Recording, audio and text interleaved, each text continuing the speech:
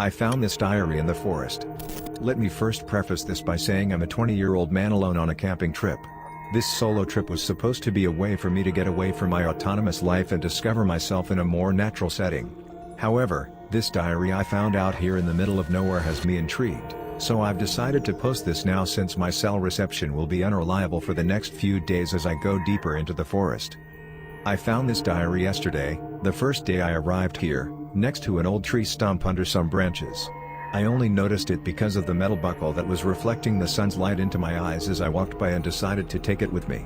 I forgot about it until today when I was having a water break from all the walking I've been doing when it fell out of my backpack. The person who wrote this and I seem to have similar reasons for being out here, but the first entry is dated back almost exactly a year ago. Whoever lost it out here would be long gone by now. Here are all of the entries I've transcribed from the diary. November 21st, 2018, 10 a.m. So I read somewhere online that keeping a diary can help people regulate emotions, which, I must admit, I'm quite terrible at most of the time. I'm hoping this trip will help trigger a creative spark in me since I've been at a loss lately with my art and already booked the time off a while ago from my casual job. I'd rather not be at home with all the distractions of modern life anyways. I got up early this morning to get here at a decent time, so I've got plenty of time to search for a decent place to pitch my tent for the night and do some sightseeing of the forest beforehand. I'll try my best to keep writing in this diary. It could help me, I guess. November 21st, 2018, 4 p.m. What a day it's been so far. The forest is beautiful. I'm so glad I actually decided to come out here and step out of my comfort zone for once.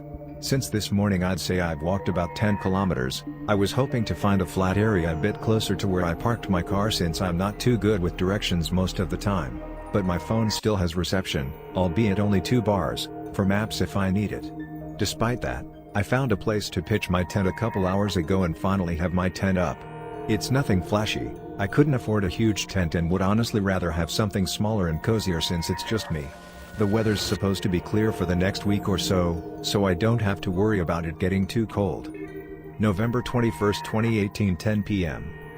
I got distracted when I was writing that last entry, so now I'm writing this with the help of the lantern I attached to the top of my tent. I thought I saw an animal further into the forest from my tent, so I went and checked it out. There aren't any animals out here that wouldn't be more scared of me than I am of them anyways, so I'm not worried about those type of things. Turns out it was just an oddly shaped tree stump, but I completely forgot I was halfway through an entry when I stopped writing. I could listen to the birds out here all day honestly. I brought food that doesn't need to be heated since I don't think I could start a fire to save my life, so I ate some jerky for dinner before zipping up my tent for the night just as the sun was setting. I'd probably end up tripping over myself if I tried going outside at night on this trip since I only have my lantern and a flashlight for light. The forest is so peaceful at night. I'm going to try and sleep now. November 22nd, 2018, 7 a.m. Well, last night I slept like a baby. I didn't wake up once, which surprised me since I'm usually a pretty light sleeper, but the forest was evidently pleasantly quiet.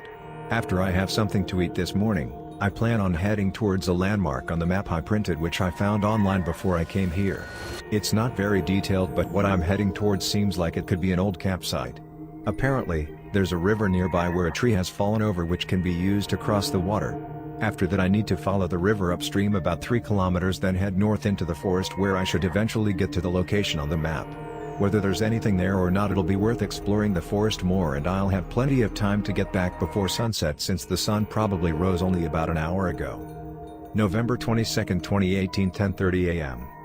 I guess I was quite a ways off with how far the river was from where I pitched my tent since I only expected it to take about an hour to get here. Mind you, I was frequently stopping to take in the scenery and relax so I don't overexert myself so early into this trip. Regardless, I finally got here and can see the fallen tree not too far from where I am right now. I've drank about half the water I filled my bottle with this morning, so I'm going to go down to the riverbed and try using my new filter to fill my bottle up again. All I have to do is fill the pouch with water and squeeze the water through the filter into my bottle. Wish me luck. November 22nd, 2018, 10:45 a.m. Success, I managed to top up my bottle and the filter was surprisingly easy to use. I also managed to not fall into the water, which is a huge plus. I've put everything back in my pack now besides this diary obviously, but I'm going to head up to the fallen tree where I'll be able to get onto the other side of the river without getting wet or swept downstream by the current. I'm quite well balanced, so I can't imagine having any issue getting across, and the tree seems pretty wide anyways. I bought a new backpack before coming out here as well, which claims to be waterproof just in case, but I don't intend on testing it out if I don't have to. November 22nd, 2018, 3 p.m. So I have a lot to write about. A lot has happened since my last entry this morning. After making my way across the river, I headed upstream like the map indicated, towards the marked location. I walked roughly 3 kilometers north, which I calculate using the pedometer I always carry with me, then headed north deeper into the forest. Going in here, the forest was a lot denser than it had been up until this point. However, I'm wearing suitable clothing and was prepared for this. What I wasn't prepared for was the state of the old campsite I was heading towards. While I know this campsite is extremely old and I'm sure hasn't been used in a very long time due to how remote it is, there were a number of eerie things I discovered. Upon entering the campsite, an extreme odor pierced my nostrils, like nothing I've ever smelt before. I can't even begin to describe how bad the smell was. However, I didn't want to leave immediately since I spent so much time getting there. I used the bandana I had wrapped around my neck as a makeshift face mask to try and filter out some of the stench while I continued looking around. It was clear this place was abandoned. There was no evidence of a fire in the designated fire pit and only the remains of an old tent which had long since collapsed, seemingly from weather exposure. But let me get to the part where I discovered etchings on all of the trees surrounding the campsite. Each of the trees contained multiple etchings of the same symbol. It looked satanic, but I wouldn't really know. However, this still wasn't the weirdest thing I found. That smell I wrote about? I noticed I couldn't hear any of the birds chirping like I could the entire way there, so I looked around in the treetops to see if I could spot any.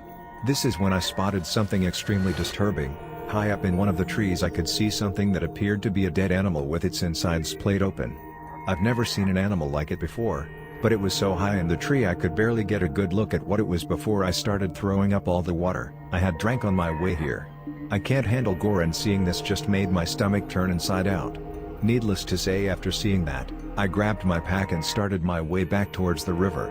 Now I have just been sitting here for the past hour by the river thinking about what I saw back there. It just doesn't make sense. November 22nd, 2018, 7 p.m. The sun's going to begin setting in the next hour. I spent too much time replaying what I saw in my head. Last night was fine, but now that I know there is something in this forest that is capable of doing whatever was done to that animal in the tree, I really don't want to spend the night here again. However, I don't have time to pack up my tent and get back to where I parked my car, so I don't really have much of a choice. I'd probably end up getting lost after the sun sets anyways, so it's probably safer staying in my tent tonight and leaving early tomorrow morning. I was supposed to be staying out here for just under a week, but I need to cut this trip short and report whatever I saw to the local forest ranger.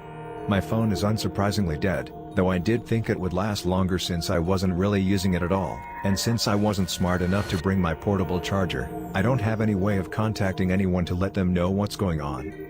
Now I am just going to have some cereal I brought since I don't think I could stomach jerky tonight, and after doing my business for the last time tonight, zip up my tent and get an early night's sleep. November 23, 2018, 1 a.m.